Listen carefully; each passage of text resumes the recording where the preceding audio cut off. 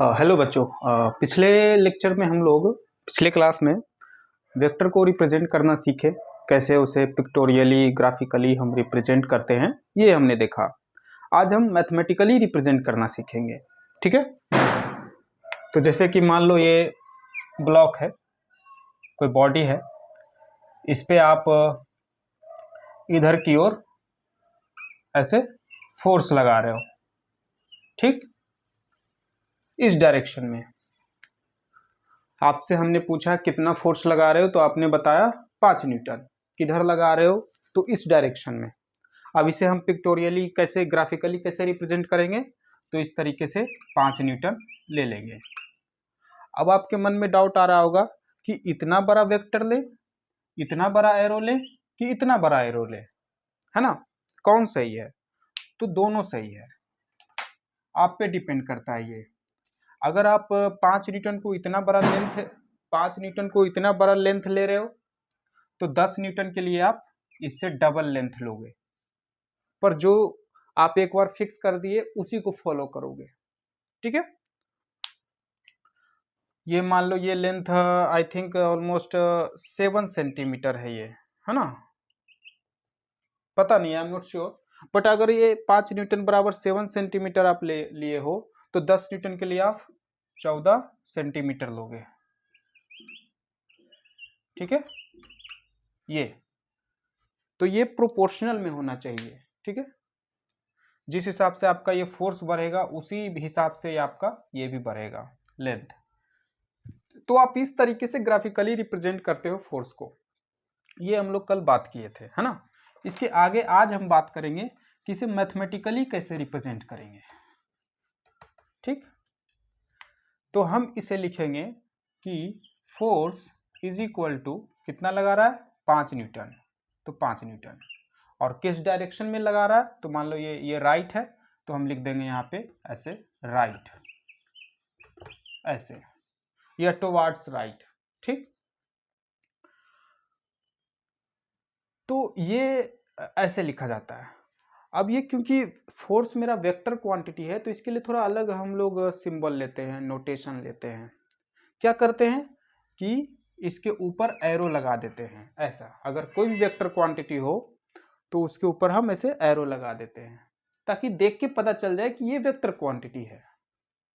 और इस तरफ राइट साइड में मैग्नीट्यूड और डायरेक्शन दोनों देते हैं। किताबों में इसे बोल्ड लेटर से दिखाया गया है, इस तरीके से बोल्ड लेटर होते हैं, ऐसा ऐसा ऐसा होता है। ठीक है, और मान लो अगर कभी कभी जरूरत होता है ऐसा कि डायरेक्शन की जरूरत नहीं होती है, मान लो कभी कि अभी ये हम ऐसा काम कर रहे हैं जिसमें डायरेक्शन की कोई जरूरत नहीं है, हमें सिर्फ मैग्नीट्यूड लिखना है, तब आपको सिर्फ ऐसे लिखना है, ऐसे करके ये मोड लगा देना है, या सिंपल ऐसे F लिख देना है, और F is equal to 5 newton, ऐसा सिंपल। ठीक है, तो ये सब तरीके हैं मैथमेटिकली लिखने के। अब ये जो हम इतना बड़ा राइट लिखे हैं, लेफ्ट लिखेंगे या जो भी लिखेंगे, ये ना लिख के हम उसको एक अलग, यहाँ पे हम एक वेक्टर यूज करते हैं डायरेक्शन के लिए। ये राइट लेफ्ट जो भी हो, उसके लिए हम उसके जगह पे हम एक वेक्टर यूज करते हैं डायरेक्शन के लिए, जो हमें डायरेक्शन बताता है। उस वेक्टर को हम यूनिट वेक्टर कहते हैं। क्या लिखते हैं हम यहाँ पे कि मान लो ये राइट है ना, तो हम ऐसे कुछ भी अपना ऐसे ऐसे राइट को ऐसे R लिख दिए और ऊपर हैट लगा दिए, हैट या कैप जो भी बोला जाए। ठीक है, तो ये force is equal to 5 newton along towards r cap. R cap क्या है भाई, तो हम पहले ही बता दिए कि भाई आर कैप, इस डायरेक्शन को हम आर कैप बोलने वाले हैं, तो ये आर कैप है। ठीक है, यहाँ पे लिखेंगे ऐसे, this is equal to 5 newton r cap. ठीक है, इसी को हम यूनिट वेक्टर कहते हैं। ये है आपका यूनिट वेक्टर। ओके,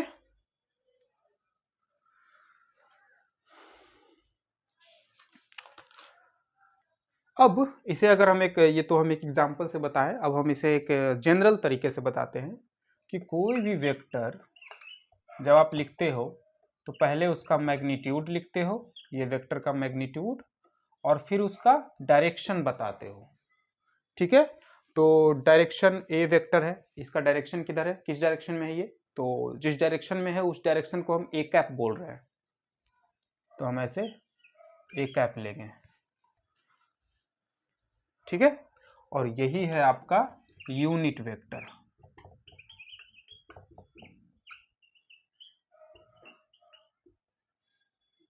अब देखिए,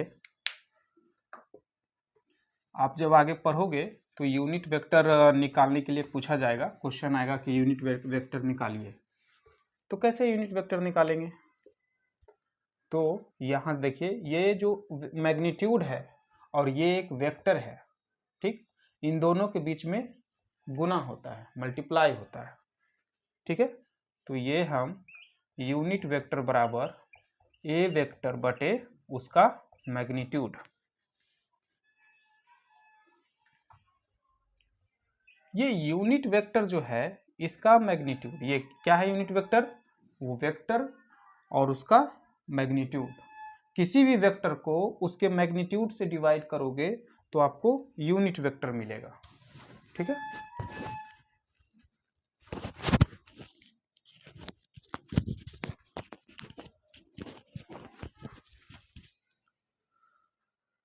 ये यूनिट वेक्टर का मैग्नीट्यूड क्या होता है, तो यूनिट वेक्टर का मैग्नीट्यूड 1 होता है, ये याद रखना है, magnitude of unit vector is 1। क्या काम है इसका, तो ये किसी भी वेक्टर के साथ लगकर उस वेक्टर का डायरेक्शन बताता है।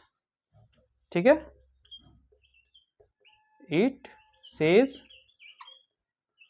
Direction of vector.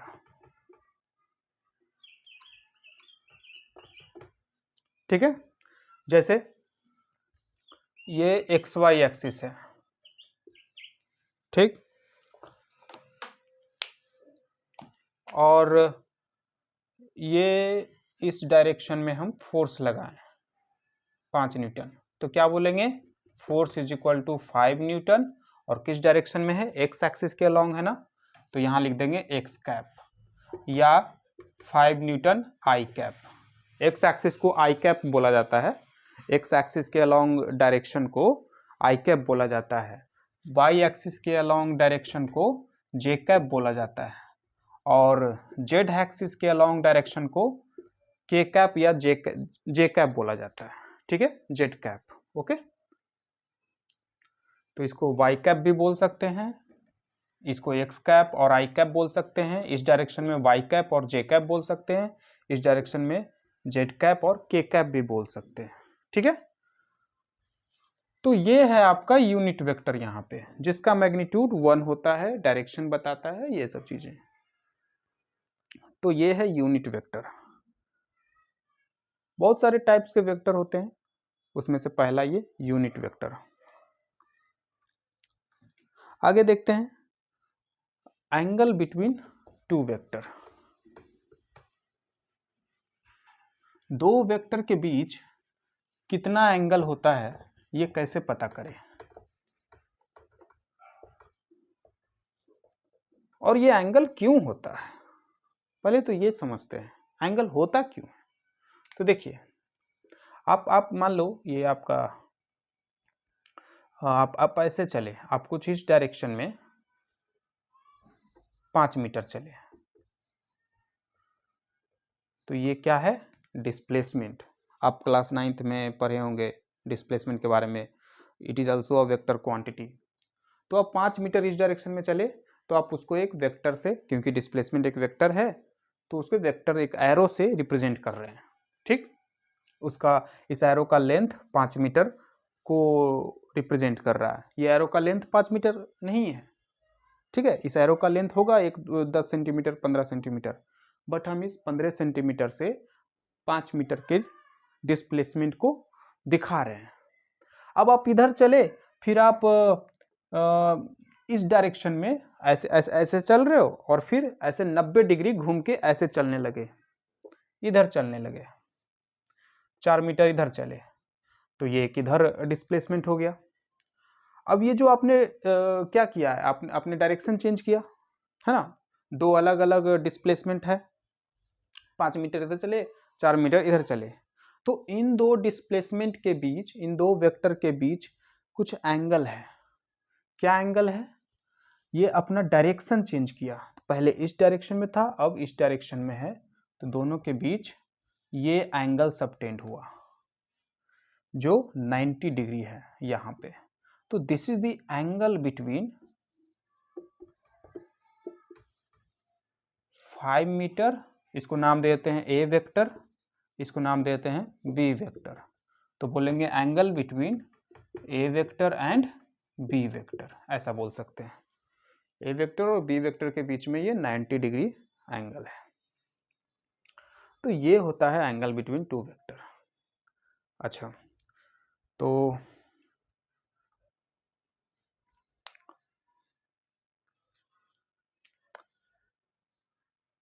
एक और प्रॉपर्टी है जो अभी हम बताना भूल गए, पहले वो बता देते हैं कि वेक्टर कैन बी डिस्प्लेस्ड, ये वेक्टर की प्रॉपर्टी है। इसके बाद हम ये एंगल की बात करते हैं, ठीक है। तो वेक्टर कैन बी डिस्प्लेस्ड, इसका मतलब क्या हुआ, जैसे कि आप इस डायरेक्शन में फोर्स लगा रहे थे 5 न्यूटन, ठीक, यहाँ पे हम हैं, यहाँ पे हम खड़े हैं, और आप हमसे पूछते हो कि फोर्स किधर लगा रहे हो, 5 न्यूटन इधर लगा रहे हैं। अब हम यहाँ पे खड़े हो गए, अब फिर हमसे पूछते हो फोर्स किधर लगा रहे हो, तो अभी भी बोलेंगे 5 न्यूटन इधर, है ना, उसको ऐसे ऐसे रिप्रेजेंट करेंगे। यहाँ पे पूछोगे तो क्या, इसी डायरेक्शन में लगा रहे हैं 5 न्यूटन। तो हम कहीं भी चले जाएं, दुनिया के किसी भी कोने में चले जाएं, हम हमेशा इसी डायरेक्शन में बोलेंगे, है ना। तो ये जो एरो है इसको यहाँ पे भी बना सकते हैं, कहीं भी बना सकते हैं, यहाँ पे कहीं पे भी चले हम जाए, कहीं पे भी हम चले जाए, हम वही बोलेंगे कि 5 न्यूटन और इस डायरेक्शन में, है ना। अभी हम यहाँ पे खड़े हैं और आप हमसे पूछते हो कि साउथ किधर है, तो हम बोलेंगे इधर। अब हम यहाँ पे खड़े हो गए, अब पूछोगे तो अभी भी तो यही बोलेंगे ना, किधर बोलेंगे, है ना। तो यहाँ हम कहना चाह रहे हैं कि जो आपका वेक्टर है, कोई वेक्टर क्वांटिटी है, उसका कुछ मैग्नीट्यूड है, कुछ डायरेक्शन है, तो वो वही मैग्नीट्यूड और वही डायरेक्शन होता है, चाहे आप कहीं से भी बताओ। तो आप इस वेक्टर को यहाँ से कॉपी पेस्ट करके यहाँ पे लिख सकते हो, कोई दिक्कत नहीं, यहाँ लिख सकते हो, कोई दिक्कत नहीं, अपने कॉपी में लिखो, किसी और के कॉपी में लिख दो, कहीं पे भी आप इसको रख सकते हो, इसको डिस्प्लेस कर सकते हो, ठीक है। तो ये है।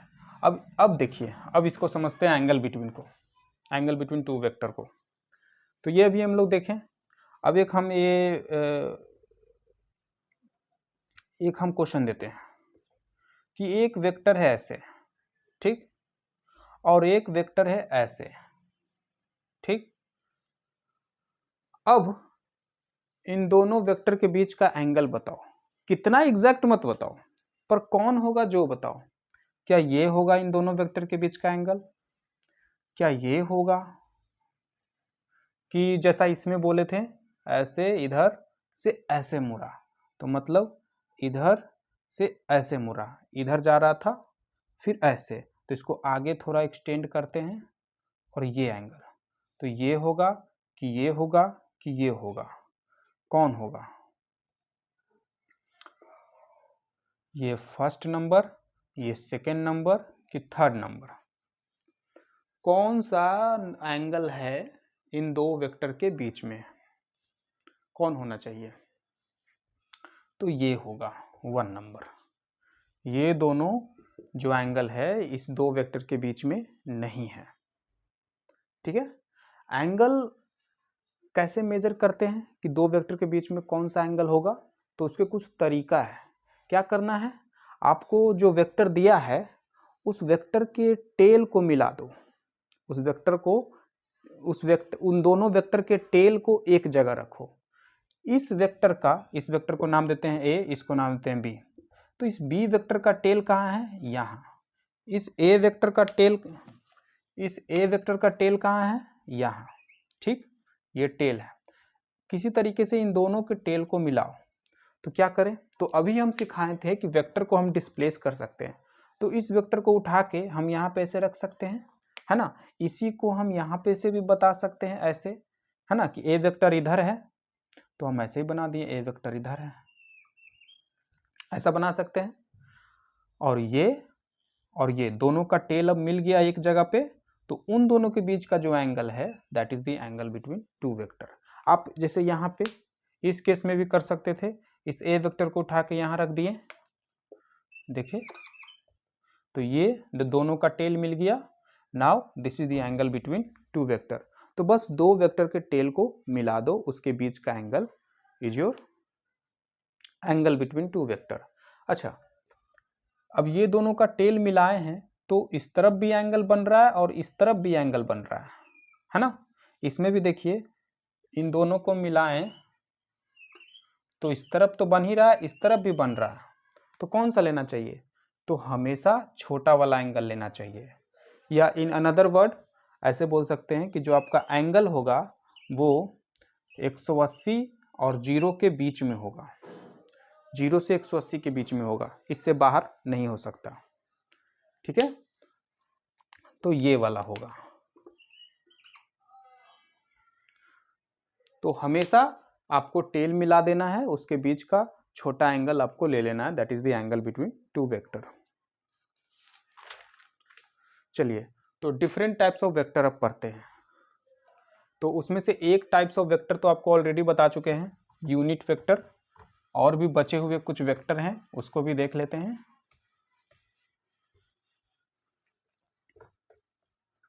वेक्टर कई प्रकार के होते हैं, इसका मतलब क्या? वेक्टर तो वेक्टर है, उसके कितने टाइप्स होते हैं?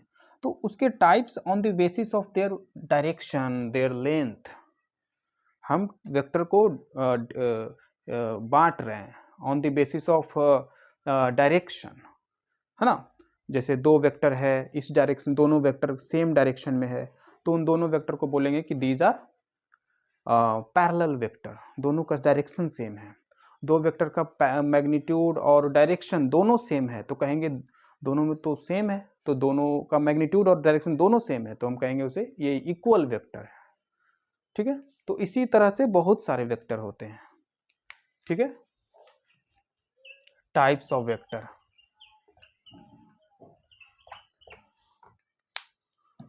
तो पहला है यूनिट वेक्टर, जिसे हम ऑलरेडी देख चुके हैं।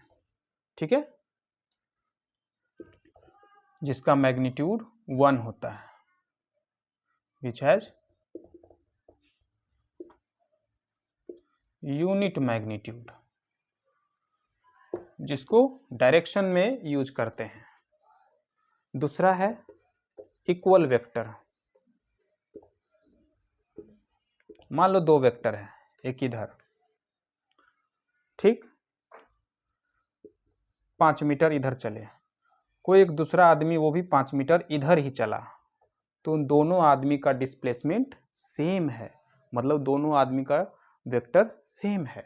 बट हाँ, एक चीज और, कोई आदमी इधर फोर्स लगा रहा है 5 न्यूटन और कोई आदमी इधर चला 5 मीटर, दोनों सेम डायरेक्शन में चला, बट एक फोर्स लगा, सॉरी, दोनों सेम डायरेक्शन में नहीं चला, एक ने फोर्स लगाया और एक ने चला सेम डायरेक्शन में, सेम, और न्यूमेरिकल वैल्यू जो 5 है दोनों में सेम है, यूनिट सेम नहीं है। अब हम यहाँ पे पूछते हैं कि क्या ये दोनों वेक्टर सेम है? नहीं, ये दोनों वेक्टर सेम नहीं है, दोनों का कैरेक्टरिस्टिक्स ही सेम नहीं है, दोनों का प्रॉपर्टीज, दोनों का कॉन्टेक्स्ट ही अलग अलग है। एक फोर्स है, एक डिस्प्लेसमेंट है, दोनों की दुनिया ही अलग है, तो हम सेम कह ही नहीं सकते हैं, है ना। क्या आप कह सकते हो 5 न्यूटन बराबर 5 मीटर? कह सकते हो? नहीं ना। तो सेम होने के लिए पहले तो सेम क्वांटिटी होना चाहिए, और फिर magnitude, length and their direction same होना चाहिए, ठीक है। तो ये दोनों सेम नहीं है, ये है, ये दोनों इक्वल वेक्टर नहीं है, ये इक्वल वेक्टर है, ठीक है।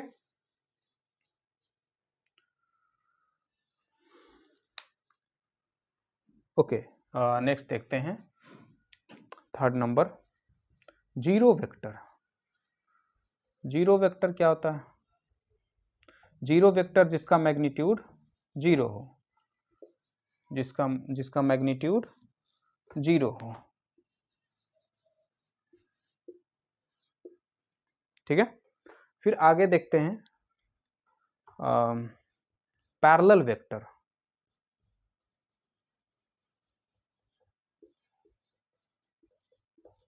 पैरेलल वेक्टर, तो जब दो वेक्टर पैरेलल हो, पैरेलली हो, दोनों का डायरेक्शन सेम हो, तब हम उसे कहते हैं पैरेलल वेक्टर। जैसे हाँ, बट वो दोनों वेक्टर का क्वांटिटी, दोनों वेक्टर सेम फिजिकल क्वांटिटी के होने चाहिए। तो कोई इधर 5 न्यूटन फोर्स लगाया और कोई इधर 15 न्यूटन फोर्स लगाया, ठीक है। तो ये दोनों वेक्टर पैरेलल हैं, A vector B vector parallel है, ठीक है।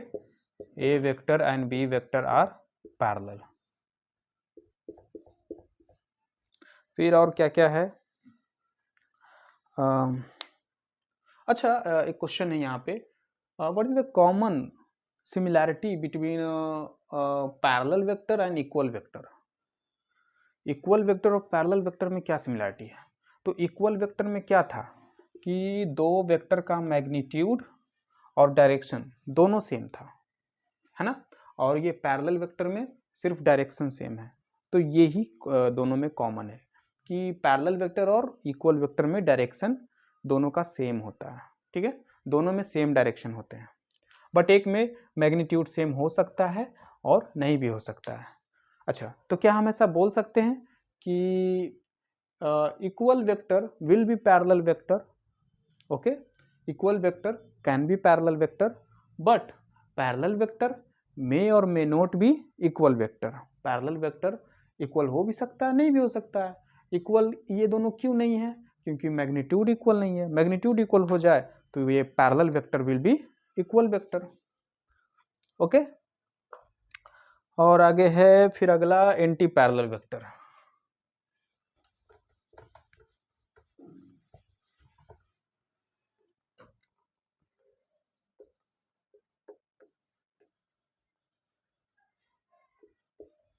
एंटी पैरेलल वेक्टर में क्या होता है कि दोनों वेक्टर का डायरेक्शन ऑपोजिट होता है। एक वेक्टर इधर है तो एक वेक्टर इधर है, इधर 5 न्यूटन, इधर 10 न्यूटन।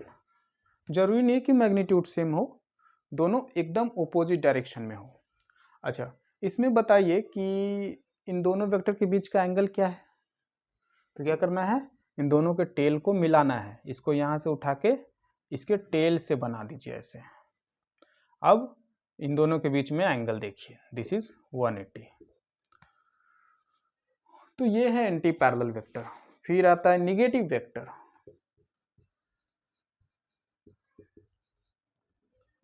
निगेटिव वेक्टर क्या है कि मान लो एक वेक्टर ए है इस डायरेक्शन में और एक दूसरा वेक्टर बी है इस डायरेक्शन में, ठीक। और दोनों का मैग्नीट्यूड सेम है, दोनों का मान लो 5 न्यूटन है, बट दोनों का डायरेक्शन अलग अलग है, सिर्फ मैग्नीट्यूड सेम है। तो क्या यहां पे बोलेंगे कि this vector are negative of this vector, या this vector are negative is negative of this vector?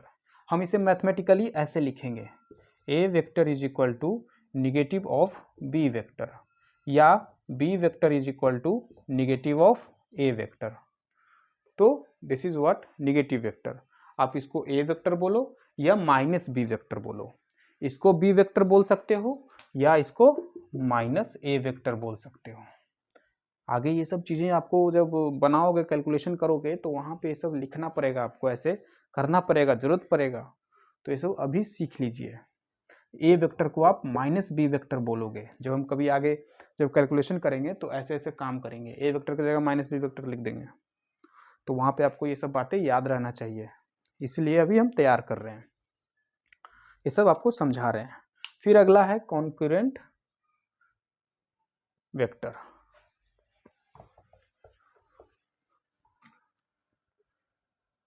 तो ये क्या कहता है, इसका मीनिंग क्या होता है? इसका मीनिंग होता है को इनिशियल वेक्टर, मतलब जिसका इनिशियल, यानी इनिशियल कौन है, किसी वेक्टर का इनिशियल क्या है, ये टेल है ना, को इनिशियल वेक्टर, जिसका इनिशियल को हो, को मतलब सीओ मतलब एक जैसा हो, कॉमन हो, कॉमन इनिशियल वेक्टर।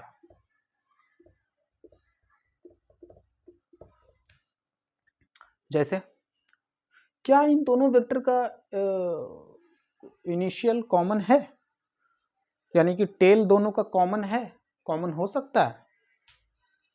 हाँ हो सकता है। क्या ये दोनों वेक्टर को इनिशियल वेक्टर है? हाँ। कैसे? दोनों का तो एक का टेल यहाँ है, एक का टेल यहाँ है। बट याद रखिए एक प्रॉपर्टी हम आपको बताए थे वेक्टर का कि वेक्टर कैन बी डिस्प्लेस्ड, तो हम इसको उठाकर यहाँ पे नहीं रख देंगे, इसके टेल पे ऐसे ऐसे ऐसे रख देंगे तो कोई दिक्कत? क्या आप गलती कर दिए? नहीं, जो बी वेक्टर यहाँ पे था उसको उठा के यहाँ पे रख दिए, कोई दिक्कत नहीं है ना। जैसे अभी हम यहाँ पे खड़े हैं तो हम हैं, कोई दिक्कत नहीं। अब हम यहाँ खड़े होंगे तो हम क्या बदल जाएंगे? नहीं, वैसे ही। तो अब देखिए दोनों का इनिशियल सेम है, एक ही जगह पे है, कॉमन है, तो इसलिए हम कह सकते हैं इसको कि को इनिशियल वेक्टर है। ठीक है, तो ये एक वेक्टर है, ये एक वेक्टर है, ये एक वेक्टर है, दो तीन वेक्टर है, A vector, B vector, C vector, तो दीज आर को इनिशियल वेक्टर। ओके फिर उसके बाद आगे देखते हैं कोप्लेनर वेक्टर। कोप्लेनर वही चीज, और इसमें ये दोनों का टेल इनिशियल पॉइंट सेम था। इसमें दोनों दो वेक्टर, हर वेक्टर का एक प्लेन होता है, ठीक है, हर वेक्टर किसी न किसी प्लेन में होता है, ठीक है। तो उन दोनों वेक्टर का अगर प्लेन सेम है तो उसे कोप्लेनर वेक्टर कहते हैं। बट एक मिनट, ये प्लेन क्या होता है? तो प्लेन दो एक्सिस से मिलके बनता है। जैसे ये बोर्ड है, एक प्लेन है, इस प्लेन में कितने एक्सिस हैं? ये एक एक्सिस है, इसको हम एक्स एक्सिस बोलेंगे, और एक ये एक्सिस है जिसे हम वाई एक्सिस या आप जेड एक्सिस जो बोलो। तो दो एक्सिस से मिलकर एक प्लेन बनता है, और उस प्लेन में देखिए कितने सारे वेक्टर हैं। ये तीनों वेक्टर इसी बोर्ड के प्लेन में ही है ना, तो ये तीनों वेक्टर को हम क्या कहेंगे? Coplanar vector. ठीक है, इन तीनों वेक्टर को हम कोप्लेनर कहेंगे। ये तीनों वेक्टर कोप्लेनर भी है और को इनिशियल भी है, ठीक है। बट अगर एक ऐसा वेक्टर हो तो, एक वेक्टर ऐसे है, ऐसे ये वेक्टर है, ये किस प्लेन में है? बोर्ड के प्लेन में। ये वेक्टर किस प्लेन में है? बोर्ड के प्लेन में, ठीक। अब एक तीसरा वेक्टर है, ये वेक्टर किस प्लेन में है? तो ये बोर्ड के प्लेन में नहीं है, ये इस प्लेन में है। ये इसका प्लेन हम बनाते हैं, इसका प्लेन हम बनाते हैं, वेट अ मिनट, ये इस प्लेन में है, ये इस प्लेन में है। दिख रही है आपको इसका प्लेन? ऐसा ये है, ये नहीं है। ये किसका प्लेन है? इन दोनों का, ठीक है। तो हर वेक्टर का एक प्लेन होता है। अच्छा, ये कोइनिशियल वेक्टर, ये तीनों भी कोइनिशियल वेक्टर, ये कोइनिशियल है और कोप्लेनर भी है, दोनों का प्लेन सेम है। अब ये कोप्लेनर नहीं है, इन दोनों का प्लेन तो सेम है पर इसका प्लेन ये है, ठीक है। तो कोप्लेनर वेक्टर का प्लेन सेम होना चाहिए, समझ रहे हो? सेम प्लेन होना चाहिए, इसमें सेम टेल होना चाहिए। अपने वर्ड में अगर आपको डिटेल में समझना हो, लिखना हो, तो आप अपने तरीके से लिख लीजिए।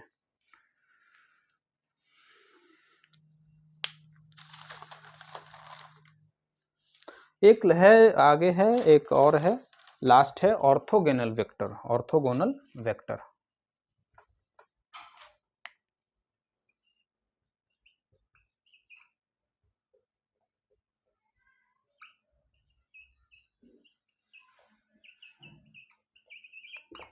इसमें क्या, दो वेक्टर के बीच का एंगल 90 डिग्री हो, that is the orthogonal vector.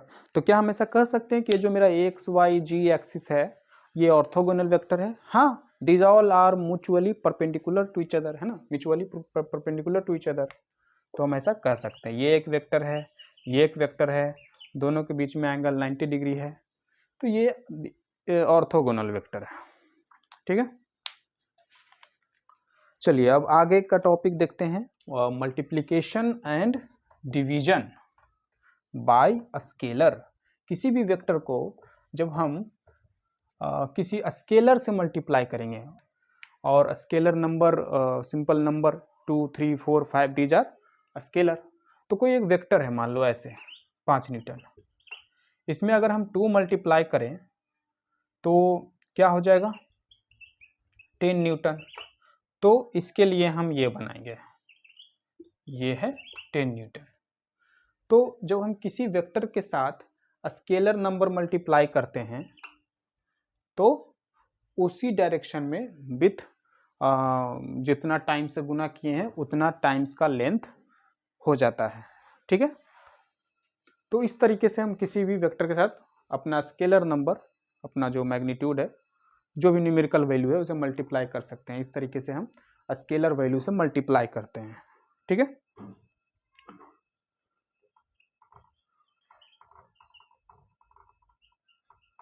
Multiplication of vector,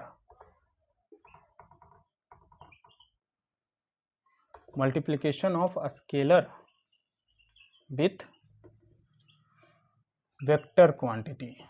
okay, तो कोई एक वेक्टर क्वांटिटी है, उसके साथ हम कोई स्केलर वैल्यू मान लो m, उसको जो नंबर है उसको हम m से डिनोट कर रहे हैं, तो क्या हो जाएगा m ए वेक्टर, इस तरीके से। ठीक है, m टाइम्स इंक्रीज कर जाएगा उस वेक्टर का लेंथ, उस वेक्टर का वैल्यू। ठीक, अच्छा, ऐसा अगर हम मल्टीप्लाई कर दिए तो इस 5 न्यूटन को -5 न्यूटन को -2 से मल्टीप्लाई कर दिए तो हो जाएगा -10 न्यूटन। और अगर -10 है तो हम इस डायरेक्शन में नहीं रखेंगे, इस डायरेक्शन में हेड रखेंगे। ठीक है, तो जब हम किसी वेक्टर के साथ negative number, negative scalar multiply करते हैं तो उस वेक्टर का लेंथ तो सेम ही रहता है बट डायरेक्शन चेंज हो जाता है। ये सब चीज़ें हम लोग आगे करेंगे। सब छोटी छोटी बातें हैं जो अभी हमें सीखना चाहिए। कुछ एग्जाम्पल लेते हैं, कुछ क्वेश्चन देखते हैं। आपको हम कुछ वेक्टर बनाकर दे रहे हैं, आप उसके बीच एंगल बताइए। ठीक है, ये एक ए वेक्टर है और ये बी वेक्टर है, इसके बीच का ये यहाँ पे लिखा हुआ है 45 डिग्री। तो इन दोनों वेक्टर के बीच का एंगल बताना है। एक ये है,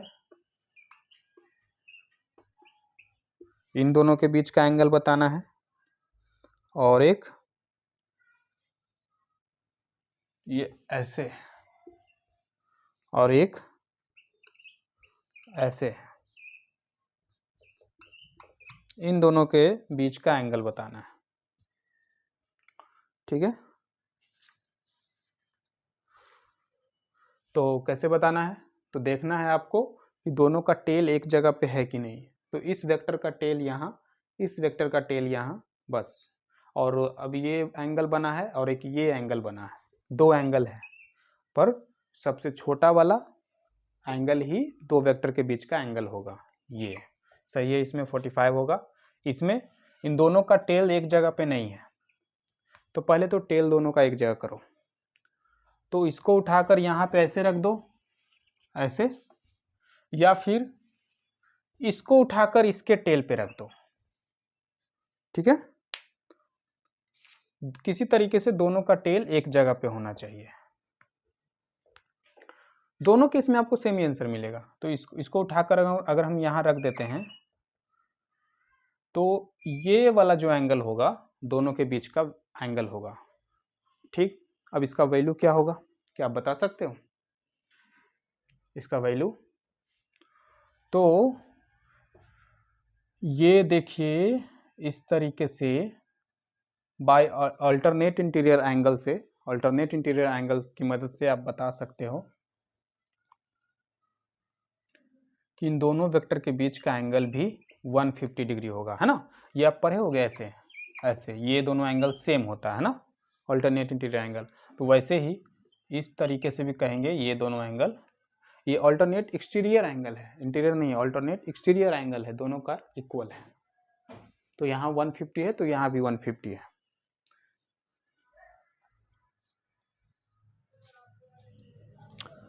ओके अब इसी को इस वेक्टर को अगर यहाँ पे बनाते, ऐसा बनाते, ये वाला वेक्टर को यहाँ बनाते, तब भी ये 150 ही आएगा।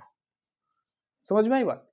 तो हमने क्या किया, दोनों का टेल एक जगह कर दिया, फिर ज्योमेट्री लगाएं, क्लास 7th 8th का ज्योमेट्री लगाएं, वहां से वो अल्टरनेट इंटीरियर एंगल का यूज करके हम ये बता दिए। ठीक है, अब इसमें बताइए, तो एक का टेल यहाँ पे है, एक का टेल यहाँ पे है, फिर से सेम करते हैं, इसको ऐसे बना देते हैं, इसको यहीं रहने देते हैं और इसको यहाँ पे ऐसे बनाते हैं। अब बताइए ये वाला एंगल क्या होगा? ये वाला एंगल तो 145 था, ये क्या होगा? तो देखिए एक लीनियर एक लाइन है और लाइन पे 180 डिग्री रहता है, तो ये टोटल 180 है और ये 145 है, तो 180 में से 145 घटा देंगे तो कितना हो जाएगा? 35, है ना। तो this is the angle between this two vector. एक सेकेंड क्वेश्चन लेते हैं।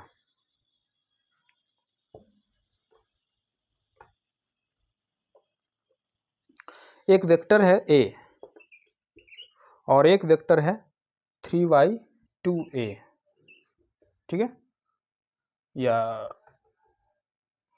5/4a, ठीक। और आगे इसमें माइनस लगा हुआ है, दो वेक्टर है ऐसे। बताइए इन दोनों वेक्टर के बीच का एंगल बताइए। तो a वेक्टर है तो इस डायरेक्शन में होगा और एक दूसरा 5/4 है, इसके 5/4 गुना है, 5/4 थोड़ा सा 1 से बड़ा होता है, तो इस वेक्टर का जो एरो का जो लेंथ होगा वो इससे थोड़ा बड़ा होगा, ठीक। और ये माइनस आगे लगा हुआ है, तो जो इस डायरेक्शन में है, a वेक्टर जिस डायरेक्शन में है उसके ओपोजिट डायरेक्शन में इसको बनाएंगे। ये a वेक्टर और इधर हो जाएगा थोड़ा सा बड़ा, ये हो जाएगा 5/4a वेक्टर, और इन दोनों के बीच का एंगल 180 डिग्री हो जाएगा, है ना, दोनों का टेल एक जगह पे। So this is the way how do we find angle between two vector. एक लास्ट 2-3 पॉइंट देखते हैं, ठीक है। जैसे कुछ एक्सेप्शन देखते हैं, कुछ अलग टॉपिक से हट के चीज देखते हैं। जैसे करंट, करंट कौन सी क्वांटिटी है? क्या वो वेक्टर है कि स्केलर है? अगर किसी वायर में, कोई एक वायर है उसमें ऐसे जा रहा है, तो हम क्या क्या कहेंगे? करंट उसमें मान लो 5 एम्पियर है, तो उसमें हम ऐसा डायरेक्शन देंगे, एरो देंगे, है ना, और लिखेंगे 5 एम्पियर। याद होगा जब आप सर्किट बनाते हो, इलेक्ट्रिक सर्किट बनाए थे 10th में, है ना, तो ऐसे बैटरी लगाते थे, ऐसा रेजिस्टर लगाते थे और यहाँ से ऐसे से करंट का डायरेक्शन बताते थे, जो वायर के अलॉन्ग था। तो डायरेक्शन तो बता रहे हैं, तो इसमें मैग्नीट्यूड भी है, डायरेक्शन भी है, तो क्या ये वेक्टर क्वांटिटी है? नहीं। क्यों नहीं है?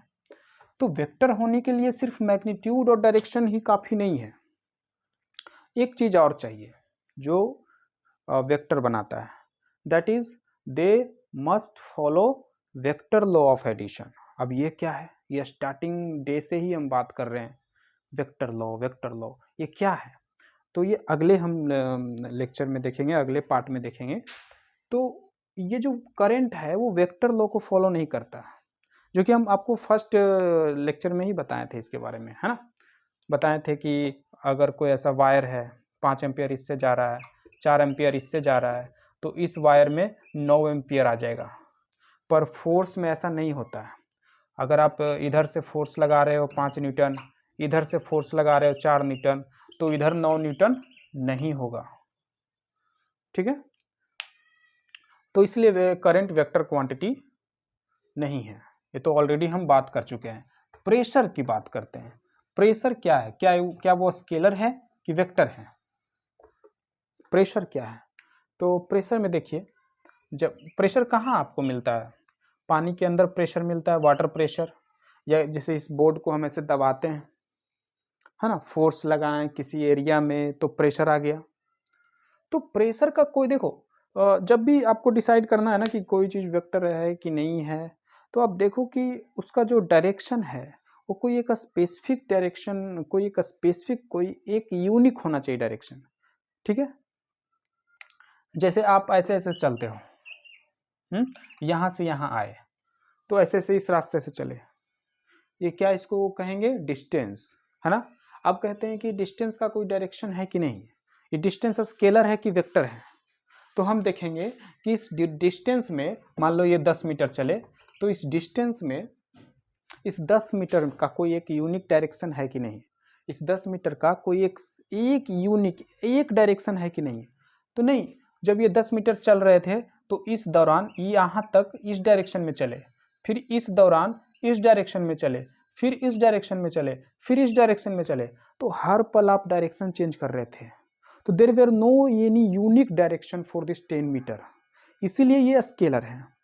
वही सेम लॉजिक यहाँ पे भी लगाते हैं कि मान लो यहाँ इस पॉइंट पे, पानी के इस पॉइंट पे प्रेशर लग रहा है, कुछ प्रेशर है 5 पास्कल, तो ये 5 पास्कल का प्रेशर किसी एक खास डायरेक्शन में नहीं होता है, ये पानी के इधर भी होता है, इधर भी होता है, इधर भी होता है, इधर भी होता है, इधर भी होता है, इधर भी होता है, हर डायरेक्शन में प्रेशर होता है।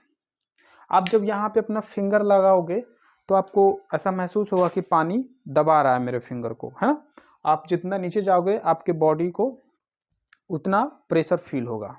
तो जब आप पानी के अंदर होते हो तो क्या ऐसा लगता है कि इस डायरेक्शन में ही खाली फोर्स लगा रहा है, मेरे गाल के इस डायरेक्शन में खाली फोर्स लगा रहा है पानी?